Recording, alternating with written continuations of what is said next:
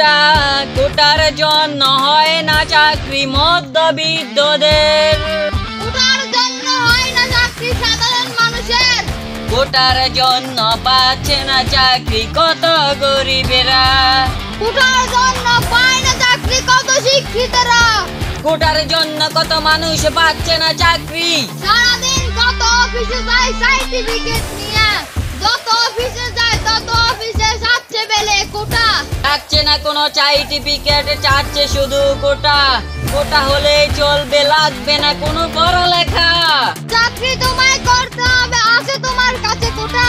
তোমার মতো শিক্ষিত আর নাই বলে, কারণ তোমার আছে বলে কোটা রে।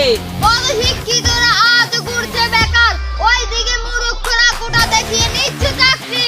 কোটা হয়ে গেছে এখন বড় সার্টিফিকেট, ওই শিক্ষিতদের সার্টিফিকেটের থেকে কোটার সার্টিফিকেট অনেক দামি।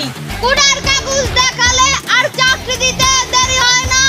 ওইদিকে শিক্ষিতরা সার্টিফিকেট হাতে নিয়ে ঘুরছে অফিসে অফিসে চাকরির জন্য, পাচ্ছে না তারা চাকরি, কোটার কাগজ নাই বলে। কোটার কাগজ ধ্বংস করতে হবে, তারপরে তো চাকরি পাবে শিক্ষিতরা বলে। আমার দেশে চলবে না কোনো কোঠা, কোটা দিয়ে পাওয়া যায় যদি চাকরি।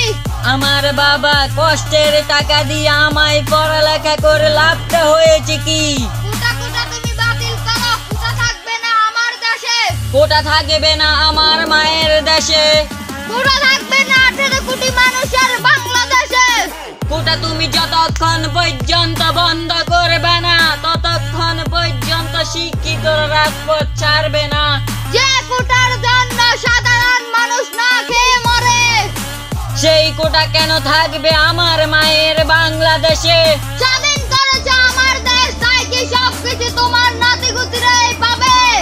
কোটার আশা কত বুয়া মুক্তিযোদ্ধার নাম লেখিয়া আছে, কোটা যদি পাইতো মুক্তিযোদ্ধারা তাহলে সারা যাইতো। কোটা কেন পাচ্ছে তার নাতিগুতিরা?